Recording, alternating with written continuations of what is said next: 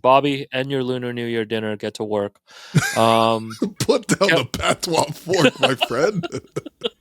Put that pineapple bun down. There's nothing in this red pocket, man. You've hit the second apron.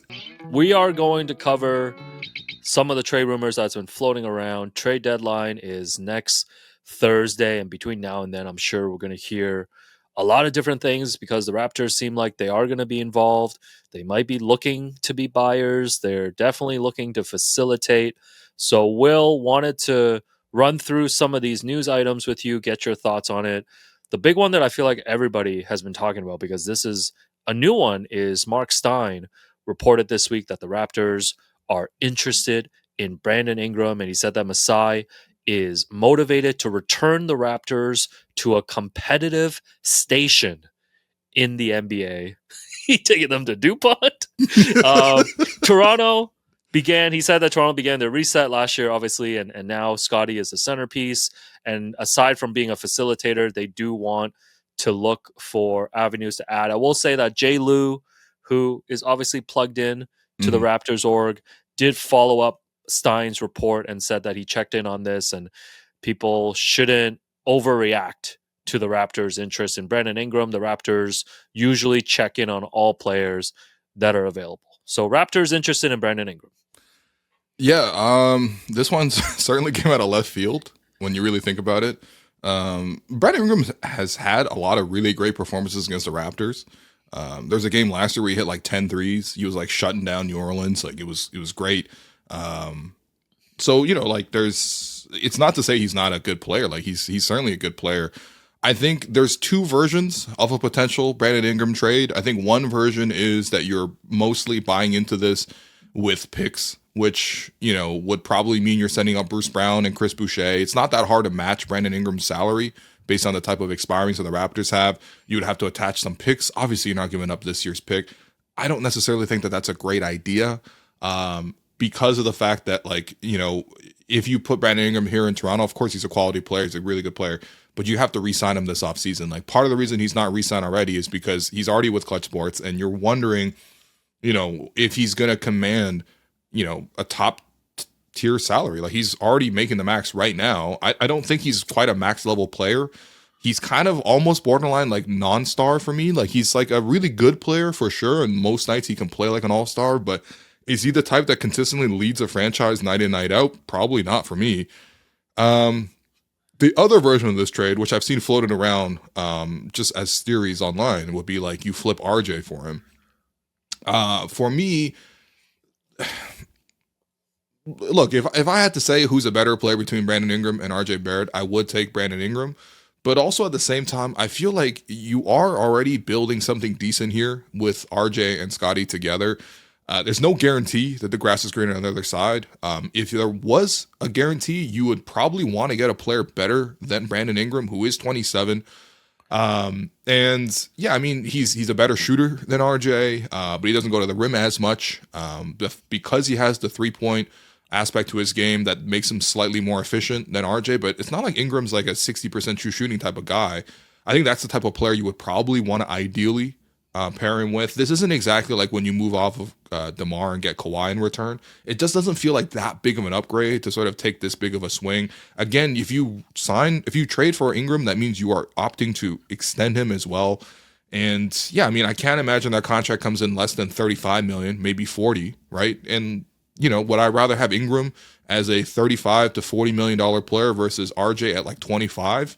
You know, I think I'd rather have RJ. Plus the fact that like I just don't know if this is the right time to sort of commit to that. I mean, you only have so many chances to sort of fit the right pieces around Scottie.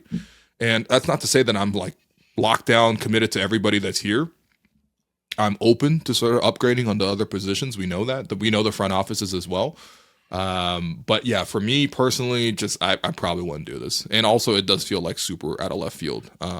You know, so that's probably a no for me. But do you want would you do like an RJ for Ingram? Hell no. This is an easy no for me. I don't think it makes sense at all for the Raptors to bring in Brandon Ingram for all the reasons that you mentioned, and the fact that you're gonna have to pay him and extend him if you were to trade assets to get him in. He's nowhere close to being like that one piece, you know, that you want to swap and feel like now you've really elevated your team. Feel like you're just adding another question. And based on the timeline too, it's like, isn't this the same situation as like, oh, why you might have not extended like Pascal or OG because you wanted players on a particular timeline, right? Well, that's the funny part, because I think with OG, he was pretty set on going to New York. Like the Knicks were already kind of whispering in his ear last season.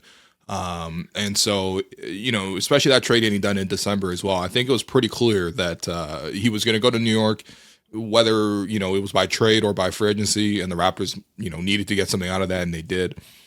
The Pascal situation is different. Pascal fully wanted to stay in Toronto and was fully willing to re-sign in Toronto. Now, of course, Pascal was, I think, 3 years older than Brandon Ingram. Pascal's 30, Ingram's 27.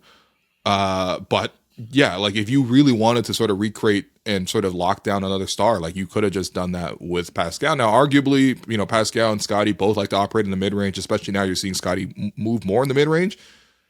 But let me tell you who likes to go in the mid-range, man. Brandon Ingram loves that mid-range. Now, he's great at it, no doubt, but is your number 1 and 2 options going to be Scottie in the mid-range and then Ingram in the mid-range? That doesn't really make a lot of sense to me. So, honestly, I'm kind of passing on this. Yeah. I mean, the other question for you that I would pose to you, you know, is would you trade this upcoming first-round pick, knowing that it's probably going to fall maybe like 5 to 7, let's say? Would you trade that for Zion? Oh, man. David Griffin picks up the phone, you know, calls you. You work out a framework of this. Right. He's what's going on, Albert Brenneman lookalike? Yeah, he's like, yo, just give me that first rounder. Going on, get Kevin you Zion. James. You know, if you guys can fix Zion, Scottie's on his way too. Now you got 2 stars. Oh, man. I can't fleece him with RJ for Zion. Yo, if you did, David Griffin will be on NBA TV the next night with Dennis Scott. He'd be like, yo, what's up, Bones? What's I'm up, just Brent trying Barry? to gauge what Zion's trade value is out here. Yeah, man. You know what I mean? Because like the trade value has clearly fallen. Guys, the trade value has fallen, but also at the same time, 2 years ago, you would entertain this. The talent is just so high. Like even when we saw Zion against the Raptors, like earlier this week, like the talent is like crazy. I mean, I will have a long discussion about it.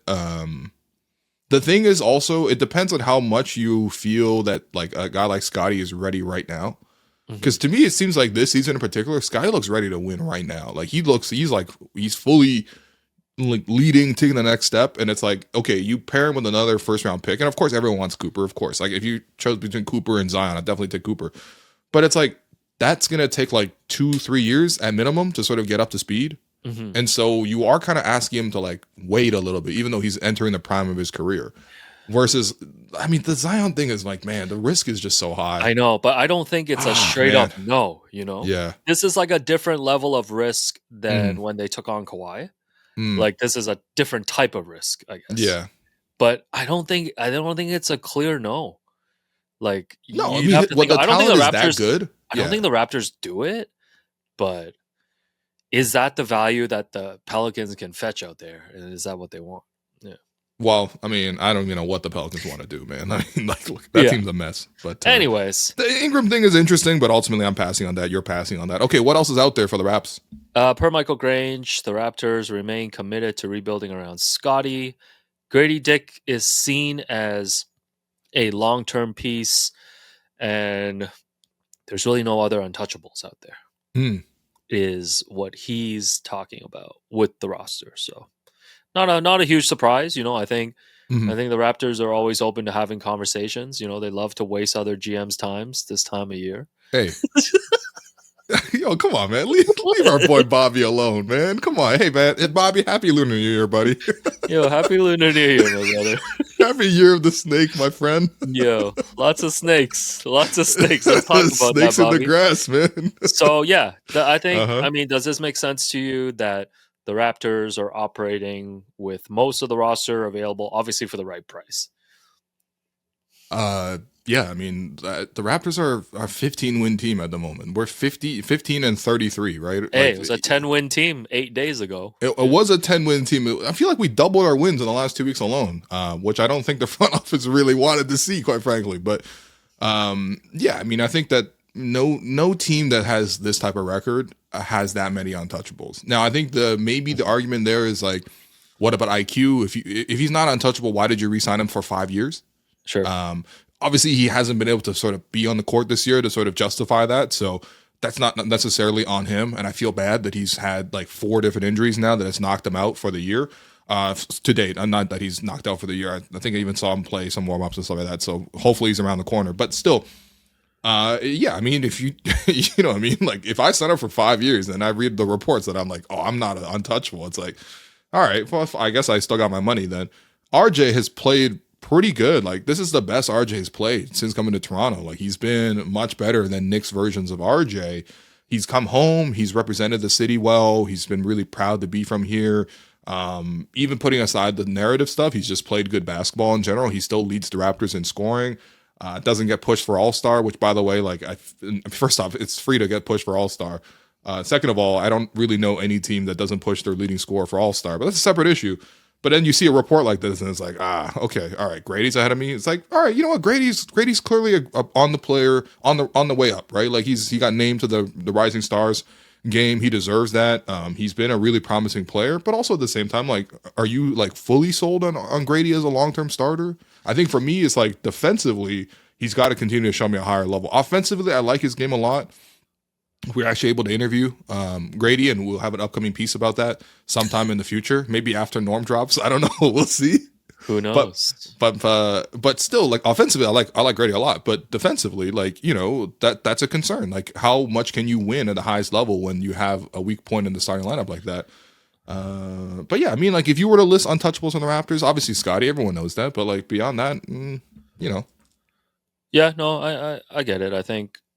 And I get the Raptors thinking in terms of like Grady and RJ too. Like Grady's on his rookie deal, you know, as well as good as RJ has played. You know, you're probably going to run up to a point, maybe even next season, of having to start making a decision on whether he's part of the long term or if you're going to be looking to extend him for maybe even more money to lock him in. But yeah, I don't imagine RJ to be on the move. Like I don't feel like there's like a huge trade market.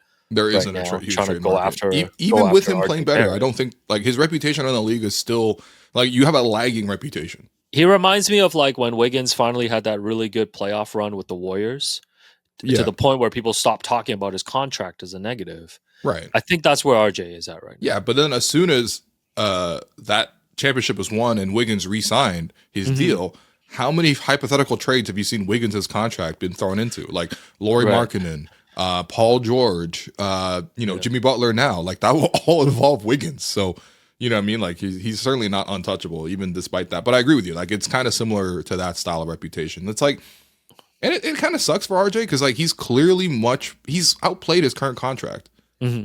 But at the same time, he will still be seen as, like, either negative value or neutral value. Yeah, and I think it's worth I think it's worth giving a bit more time. And you've talked about this all season, to see RJ quickly and Scottie together. Right. Because like you simply just haven't seen it. And you would hope you want to see some of that so you can evaluate. Last piece, per Mike Scotto of Hoops Hype, reporting on the interest around the league on Chris Boucher, Bruce Brown, Kelly Olynyk. Bruce Brown mostly mentioned as potentially, again, Raptors facilitating one of these 11-team deals that'll finally send Jimmy Butler out of South Beach so we can so this national nightmare can all end and we can stop cringing at all his content. Although there are teams hopeful that Bruce Brown doesn't get traded and just gets bought out. That's not going to happen. The buyout market. And that ain't going to happen. He's too good. See what happens. See what happens. Bobby, end your Lunar New Year dinner. Get to work. Put down the patois fork, my friend. Put that pineapple bun down. There's nothing in this red pocket, man. You've hit the second apron. Yeah, Kelly, he's out there available. But the market around Chris Boucher, especially, he's been playing a lot better. There are several teams reportedly interested in him: the Denver Nuggets, the Los Angeles Clippers, and the New York Knicks. So a lot of contenders going after Chris. He's making $10.8 million this year on an expiring. Yeah. Right? Yeah. First off, more than anything else, I'm actually really happy for Chris because he's really earned this. Yeah. I don't think he's ever really necessarily in his career been like the target of trade rumors like this. And I think it's a testament to how much work he's actually put in to developing as a player, to growing as a player. I mean, we've seen over the last month with the Raptors actually winning games, how important Chris has been to some of those wins. Like he got them started with that fourth quarter against Golden State. He's had some huge performances. He did really well against Cleveland as well. This is just kind of like, he was huge in Atlanta as well too. He's established his value. I think the thing that's appealing with Chris is the contract. It's expiring. It's $10.8 million. You got bird rights on that if you want to re-sign him. Bird rights. Yeah, you got his bird rights. You know what I mean? The three teams mentioned here, I looked into it a little bit in terms of like, what the Nuggets could potentially give up, what the Knicks could give up, what the Clippers could give up. Hit me with these offers, man. Let's go. So with the Knicks, they don't actually have that many spare piece salaries that they can sort of put into a deal like this. For me, it kind of looks like probably a Mitchell Robinson type of deal. Okay, where the Raptors get Mitchell Robinson back. Him and IQ gonna hit that injury list hard. Damn. Yeah, they're like, oh yeah, we just have every outbound Nick basically. But yeah, he makes $14 million this year. Raptors can take on a extra salary. M-Rob. We say we waive O-Rob. Yeah, we get M-Rob. Yeah. We upgrade from Orlando to Mitchell. Okay, we got M-Rob. He also makes $12.8 million next season, and like obviously when he's healthy. It's not a bad deal if healthy, but he only played 31 games last season, and he's yet to play basketball this season. Yeah, with the Knicks, very injury prone, more than very injury prone at this point. Like it would honestly, I feel like you would need to take picks just to get off that salary right now, even though he's a quality player. Now the Knicks do have some second round picks that they can give up because a lot of their first round picks have been expended now, trading for Mikal Bridges, which famously cost five firsts. But if it was Mitchell Robinson plus a 2025 Pistons second round pick and a 2026 Detroit / Milwaukee / Orlando, least favorable of those picks, is that something you would do for Chris? This is something I would think about. I think you've reached a point where if you're not looking to extend Chris in the summer, like sign him to a new deal, then there's no point in hanging on to him at the trade deadline. So if you are getting some draft assets back and you're going to get Mitchell Robinson, who I guess right away looks like a piece that you could flip next year. I mean, if healthy though. Yeah, if healthy. Yeah. But this is the big question. Like I think before Chris started playing really well during this stretch, under the Darko Rajakovic era, he has often been the odd man out. Sure. So if he's being looked at as the odd man out moving forward and you're not looking to re-sign him, then this deal is something that I would be interested in. It's kind of like a better than nothing type of deal, but quite frankly, like the Pistons second round pick, it felt really nice when the Raptors got it last year in the OG trade because it was like the Pistons were guaranteed to be the worst team in the league, so you knew that was going to be the 31st pick. This time around, Pistons second round pick is probably in the 40s, right? Yeah. We need Monty Williams back, man. Come earn your contract, brother. Oh, man. Monty Williams is chilling right now, man. He's chilling, reading the Bible. And then the following pick that I mentioned here will be Detroit / Milwaukee / Orlando, the least favorable of the three. So that's likely either a late 40s pick, maybe even an early 50th pick. So it's not that much. And then you also have to take on Mitchell Robinson. I don't mind taking a flyer there, I guess, to see if like Alex McKechnie can work his magic, but we're also talking about a man with broken bones. So like it's a tough one. I'd probably ultimately pass. I like the Clippers trades potentially better. The Clippers, for example, have PJ Tucker expiring. No, is he at SneakerCon right now? Yo, he's basically Joe LaPuma at this point, man. PJ Tucker gonna come back and hoop in Kanye Red Octobers for the 15 and 51 Raptors. Do you think he wears different shoes courtside to games? He probably does. Actually, I haven't even seen him courtside at games. Oh man. Okay, so PJ Tucker, which by the way, who I believe would be bought out immediately, instantly. Like he wouldn't even come close to finding his passport when it comes to coming back to Toronto. Okay, so PJ Tucker. What else are you offering?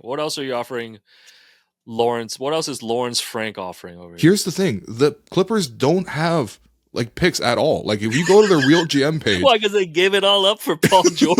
Yeah, every pick is going to OKC, and first and second round picks are all gone for them. Like you would have to wait, I think, till like 2030. No third rounders. No, you got to go like 2030. Like legit, you got to go to 2030. I don't even know if the world will make it to 2030 at this rate.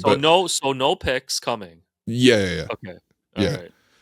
What else? What else can we So get? maybe you take one of their prospects, I suppose. The thing is, they don't really have that many sexy prospects either. So like that's kind of a nothing burger. The other option, potentially, you can get Terrence Mann.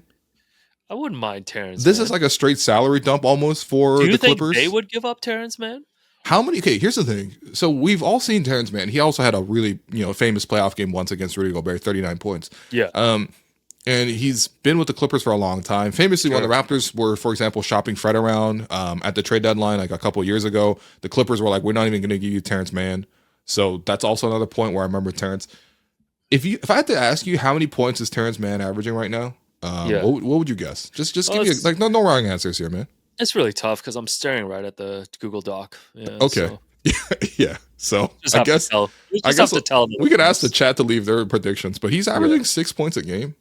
Oh, okay. Okay. So he's not that's like not even. Yeah. Okay. Yeah. That's incredibly bad. Yeah. What happened? I just mean no. And also, you've noted he's 28 years old already. He's 28 years old. He averages 6 points a game. That's He's a Cam Johnson prospect. That's not even that like low compared to his career average of 8 points a game. He's at 6.3. So it's like within one standard deviation, basically. Yeah, he JJ Hickson. Yeah. he might be. He might be guard. Like he's a quality player when you watch him with the high test. Like he does a lot of versatile things.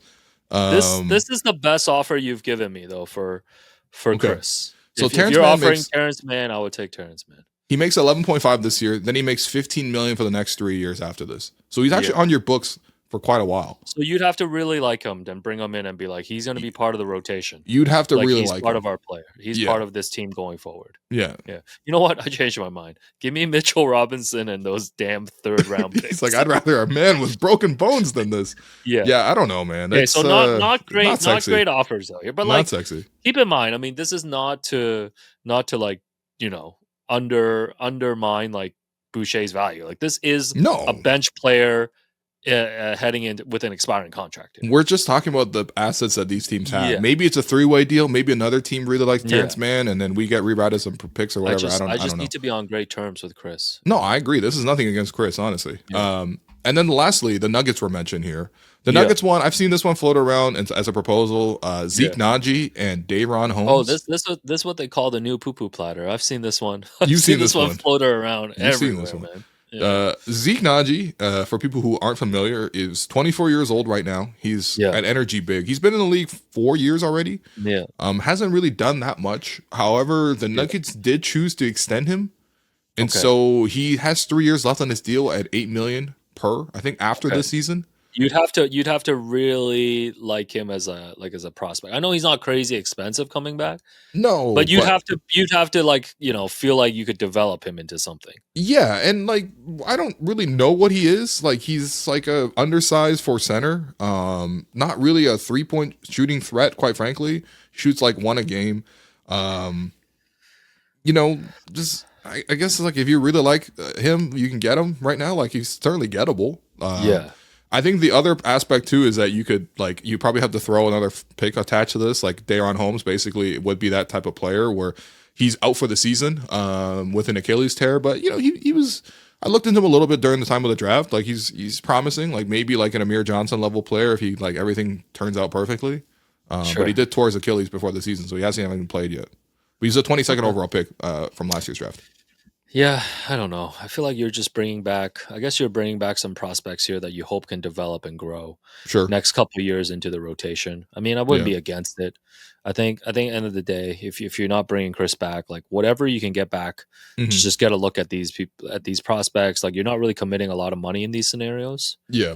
Like it's not a terrible thing, but yeah. Or maybe just look at re-signing Chris and having him be a good vet on this team. I don't know. I mean, is that a terrible option? No, I don't think that's a terrible option at all. Like, I think, again, if there's a really undeniable deal out there, and again, like, maybe I'm sure the Raptors front office can pull something better than the 3 fake trades that I've put together here. But if you actually go through and, like, you can play around with the trade machine yourself and you can look at the real GM picks that they have available and you look at the Raptors salary sheet as well, like, it's not going to be that much higher than some of the proposals here. And they only have certain players that they can even fit around these type of trades. So, like this is the part where with trade season that is just like it's like really sexy to think about, but then when you really try to like put together like, okay, what are the pieces that would need to go in, what's relatively fair value, it becomes kind of underwhelming quite quickly. You know what I mean? Like, so I think honestly out of all these deals I probably like the Nuggets one the best. At least you're getting 2 young players, but If it's between this and maybe just keep Chris for a couple more years, I'd really honestly, I think Chris has also earned that respect where it's like you should at least go to him and ask him, like, what Yeah. are you saying? What do you want to do? I don't know if the Raptors front office is going to afford him that type of respect. They'd be moving what? If we already like backstabbed DeMar, 2. I don't think we'll give that to Chris. Moving like it's Godfather 2 out here sometimes, man. Oh, what's going on, Ro? Just because it's floated around a couple of times in the chat while you're talking about it. De'Aaron Fox and IQ. Is there something there that you'd want to seek out? Well, I think they're going to get more than IQ when they ultimately trade him. The thing with De'Aaron Fox is, I mean, I'm sure people know Rich Paul of Clutch Sports pulling I'm going to get my client on the trade market a week before the trade deadline, which I do respect. Applying the pressure. He's, put, I guess De'Aaron Fox has unofficially requested a trade specifically to San Antonio is the destination that he wants to go to. He's got a year left in his contract next season. But Kings didn't offer him an extension last summer. Yeah, what can they get from the Spurs? I guess there's a lot of draft picks that could go. Yeah, there's a lot. I mean, it depends on what the Kings want to do. Like, package of young players too, like even like Keldon Johnson. Yeah, some of these other players that they can throw in. Sure, throw in a Devin Vassell, like, you know what I mean? Like, if you really want to go in that direction, you can. The thing is, like, it's a question of what the Kings actually want to do, because the Kings, since firing Mike Brown, have actually done decently. Sure. They have a winning record since then. They've got themselves over 500. Like, it's not a bad situation, but at the same time, it seems like Fox is clearly looking ahead to sort of what he wants to do long term. The thing is, the rest of the roster is kind of like built to do stuff now. And if you're going to tear it all down now, it's like, I don't know, man. Like, what are you doing with Sabonis? What are you doing with Malik Monk? What are you doing with DeMar DeRozan? Like, Kevin Huerter. These guys could all help other teams. If you Not actually Kevin Huerter. No, I mean, what are you going to do with Brian Windhorst's son, man? You're about to enter the Joe Harris All-Stars in a few years, man. It really is a Joe Harris All-Star. Step it up. Well, he did beat the Sixers that one time. He did beat the Sixers, with the Hawks, he's clear on that. Well, I think it's interesting from the Spurs perspective too, of is De'Aaron Fox the guy that you want to put some assets in to pair with Wemby? Or do you wait a little bit? Because the assets that you have are there. Yeah.